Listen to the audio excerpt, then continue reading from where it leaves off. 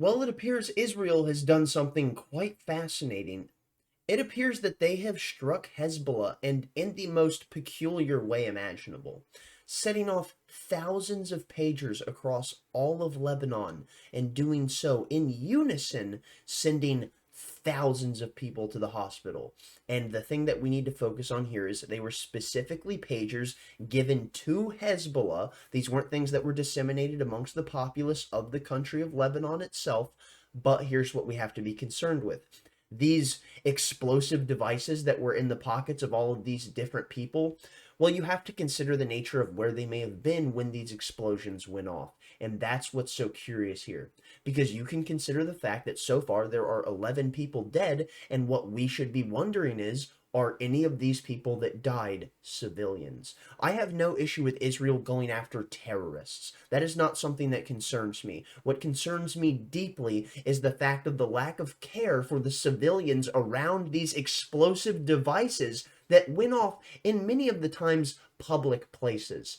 How many innocent people need to be put in harm's way for Israel to achieve their goals? I'm not here to criticize them for their actions of going after people responsible for attacking the Jewish state. My point solely remains in the fact that you should not be taking actions such as this that are putting innocent people in harm's way, because that could be seen by the world as nothing more than rank terrorism. Now let's jump in and see what we've got. Starting off with Wired, here we see the mystery of Hezbollah's deadly exploding pagers. At least 11 people have been killed and more than 4,000 people have been injured in Lebanon by exploding pagers. Experts say the blasts point toward a supply chain compromise, not a cyber attack. And that is something that many people were speculating off of the rip initially, is how could this have been done?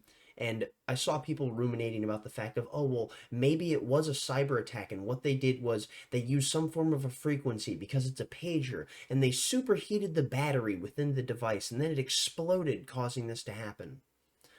I don't actually believe that to be the case, and from what other people are saying online who are experts in the field of, let's say, explosive ordnance, well, they're claiming that no, that does not appear to be the case. And as someone who has seen a phone battery explode in real time in person, I can tell you that it does not look like what we saw, nor did it cause the damage as to what we've seen be reaped upon, as we're seeing apparently 4,000 people. And I've seen these numbers shift and change consistently, but one thing we do know is at a minimum 11 people have been killed, and it does appear that it is 12, and one of these people that was killed was an 8-year-old girl.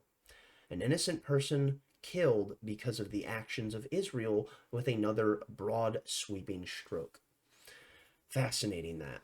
So the thing that I find most intriguing specifically is how it is that this could have been done.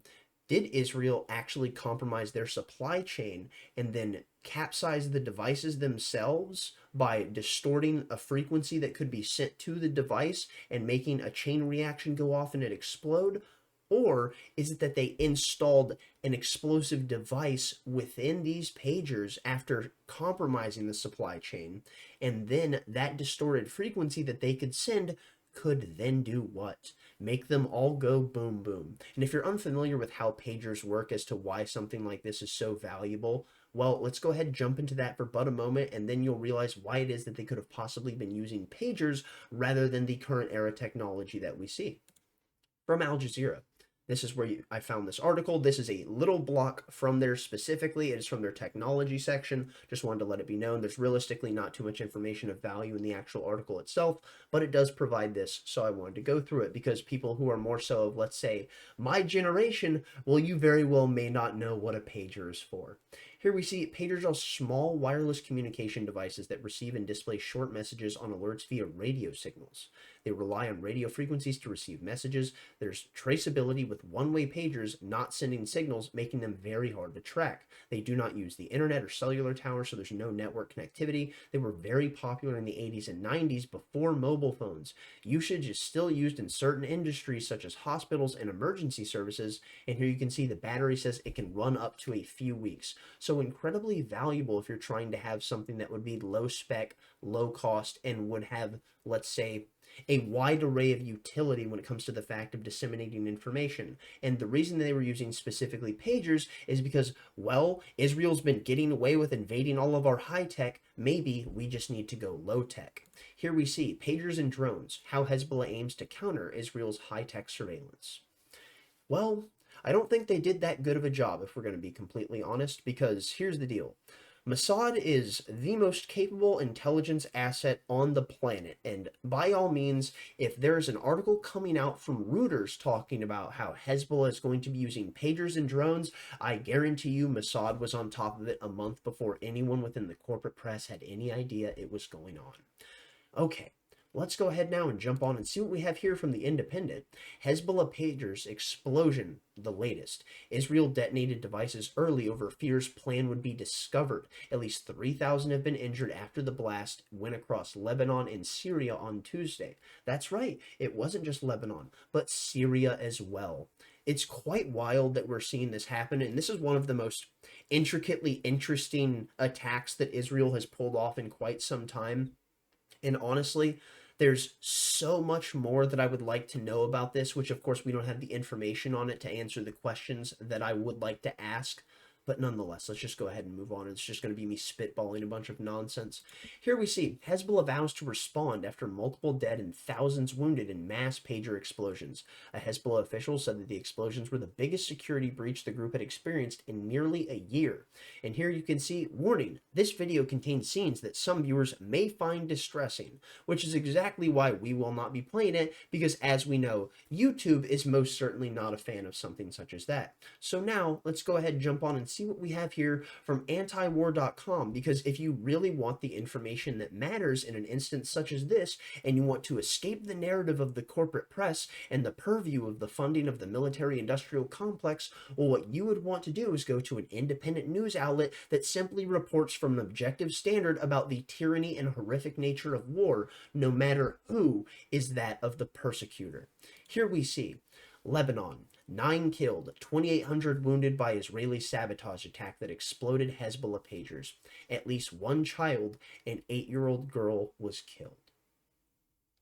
Absolutely horrific, man, and it genuinely makes me wonder, will there be any sympathy within those in the Israeli government for this child who has been killed, or will they simply see this as, well, we got a lot of what we needed to do done, therefore collateral damage, that was always something we anticipated, therefore it was necessary. And if that's the case, what they're saying is it was necessary no matter the fact that it cost this young girl her life. And that is a perfect example as to why I despise governments. Here we see at least 9 people have been killed and 2,750 have been wounded in Lebanon after pagers used by Hezbollah members exploded at the same time in a coordinated Israeli attack. And as we had already seen, these numbers of those killed has actually risen to 11 and probably 12 now, with more most likely to follow with those we've seen critically injured, with apparently it's saying here 2,750 have been wounded, but as we've seen those numbers escalate, we know it's roughly at the tune of about 4,000 people at this moment. Here we see pagers also exploded in Syria, where unconfirmed reports say at least 14 people were wounded. At least one child was killed in the attack in Lebanon, an 8-year-old girl. Among the wounded was Iran's ambassador to Lebanon, who suffered a superficial injury according to Iranian media. At least 200 of those injured are in critical condition. We hold the Israeli enemy fully responsible for this criminal act of aggression that also targeted civilians, Hezbollah said. And realistically, Hezbollah not having any qualms about targeting Israeli civilians, so I take what they say here with this with a grain of salt. The Lebanese government has also pointed the finger at Israel, calling the indiscriminate attack an act of Israeli aggression. Israel has not taken credit, but according to Axios, an aide to Prime Minister Benjamin Netanyahu hinted Israel was responsible in a now-deleted tweet. U.S. officials later told the New York Times that Israel was responsible for the attack and planted explosives and a detonator switch in the pagers. The Axios report said that Netanyahu's office had cautioned government ministers to speak publicly about the situation for the time being. The attack came as Israeli officials were threatening to escalate in Lebanon. According to the Associated Press, the pagers that exploded had been recently acquired by Hezbollah as the group's leaders warned against using cell phones that could be easily tracked by Israeli intelligence. A Hezbollah official told the AP that the pagers were a brand that they hadn't used before. U.S. officials speaking to the Times said the pagers were ordered from Gold Apollo, a company company in Taiwan. The pagers began heating up and exploding around 3:30 p.m. local time. Blasts were reported in homes, crowded streets, markets, and other areas where civilians would have been located. Once again, another fantastic article from antiwar.com, but the thing that I would love to focus on specifically in the entirety of that article is one line, and it's the last one. That this is a place where civilians would be located, and once again we see another perfect example of the fact that the Israeli government and military do not have any care for the fact of those people who could possibly be collateral damage within the actions that they take. And if you need to have an example of this, you can simply look no further than the travesty of what we see unfolding in Gaza. Absolutely insane. Almost as insane as what we see going on with the United States and their relationship with Israel. Here we see, to finish this off, U.S. insists it was unaware of Israel's plans to blow up pagers in Lebanon. The attack came the day after the U.S. reportedly told Israel not to escalate. Ah, is that so? Once again, we see Israel not listening to the United States, which is quite fascinating considering we're their biggest financier. We give them their weapons for the Iron Dome, their weapons to drop on innocent Palestinians. We give them the money that they use to subsidize Israeli socialism. But still, we apparently, for some reason, just can't get Israel to listen to us. And if you were to look at this within the standards of the market and understand what relevant power a financier would actually have in an instance such as this, you would realize that the United States should have far more leeway in swaying Israel's actions. But alas, that isn't the case, and I wonder why that may be. Well, we could ask Jeffrey Epstein, but of course, as you know, he apparently killed himself. Here we see, the U.S. claimed on Tuesday that it was unaware of Israel's actions and plans to blow up thousands of pagers inside Lebanon, an attack that killed at least 9 people, 12, and wounded thousands. State Department spokesman Matt Miller insisted the U.S. was not aware of this operation and was not involved. He said the U.S. was still gathering information about the coordinated attack. Later on Tuesday, U.S. officials who were briefed on the operation confirmed to the New York Times that Israel was indeed behind the attack. They said Israel planted explosives in pagers that Hezbollah had ordered from Taiwan. So clearly, they did in fact invade, infiltrate, and sabotage the supply line. Here we see the Israeli attack came after the Israeli Security Cabinet included the return of displaced Israelis to their home near the border with Lebanon, which when I saw this, I knew this was a major show of force that was going to be coming down the line. Here we can see Israeli officials told Axios that the purpose of this decision was to signal that Israel was going to turn its attention from Gaza to Lebanon, and I feel like that was quite obvious to understand for anyone who understands the nature of geopolitics. Here we see the pager attack also came after the U.S. reportedly warned Israel against launching a wider war in Lebanon. Ah, what's that? Israel not listening to the United States? I wonder why. But the U.S. has also pledged to support Israel if the situation escalates into a full-blown war and provide intelligence support, with Israel and Hezbollah trading heavy fire in August. Okay, the thing that we just need to address here would be, the U.S. is like, look, you can't be launching a wider war with Lebanon. That's absolutely untenable. But of course, we will pledge all of our support to you and give you whatever you could possibly need for this conflict. I wonder why it could possibly be that our politicians constantly bend the knee and lick the boot of Israel. Perhaps it could have something to do with some form of a strange blackmail operation. I don't know. Absolutely insane. Here we see Hezbollah is vowing that it will retaliate to the indiscriminate Israeli attack, which killed an 8-year-old girl, saying Israel will receive its fair punishment. And who knows what that means, because realistically, Hezbollah does not actually have the capability to do so on their own, but if they were to align with other groups, they could very well do some damage, like that of, I don't know, Iran. You could possibly align with, let's say, the Houthis in Yemen, and if you were to correlate and do a intense and rapid strike, you very well may be able to breach the Iron Dome in a brutal fashion, which I wonder if something like this will only consistently push us towards, because as we see with us pushing towards the year-long anniversary of what we've seen going on in Gaza, well, it appears that that very well may activate people emotionally within many of these groups in the Muslim world that could push them to want to take a major attack upon Israel itself. Finishing it off, we see the constant flow of U.S. military aid to Israel has supported Israel's war in Gaza as well as its escalations throughout the region. The U.S. also defended Israel from an Iranian attack in April that was provoked by the Israeli bombing of Iran's consulate in Damascus, and has vowed to do so again if Iran responds to the assassination of Hamas's political chief Ismail Haniyeh in Tehran.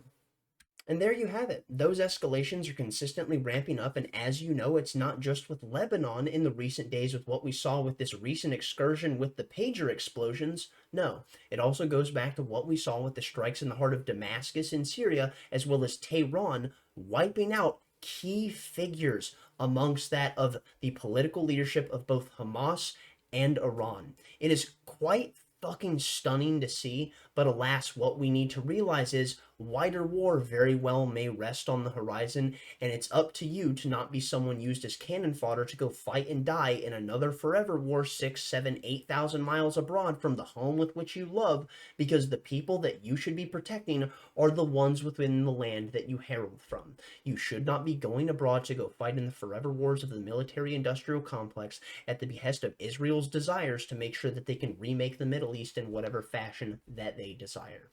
I'm going to go ahead and call it there. Thank you for watching if you got this far. Thumbs up if you liked it, thumbs down if you didn't. Tell me where I'm wrong in the comment section down below. Pray for those who have been lost in moments such as this, because it is absolutely tragic. It does not matter to me whether they are Ukrainian, whether they are Israeli, whether they are Palestinian, whether they are from Lebanon. It does not matter to me. All that matters is that people are being killed, and they have loved ones that will weep over their corpses and cry to the tune of thousands of wails into the void, all because of the fact of the machinations of governments endlessly pursuing their desired end goals. And in that, we see nothing more than devastation visited upon people. And if there's anything that mattered most in the world, it's people. So that's exactly why we should make sure that we see an end to this absolute calamity that is unfolding in the Middle East. I'm calling it there. Thank you for watching. If you got this far, thumbs up if you liked it, thumbs down if you didn't. Tell me where I'm wrong in the comment section down below. Stay lovely, stay great. Peace out.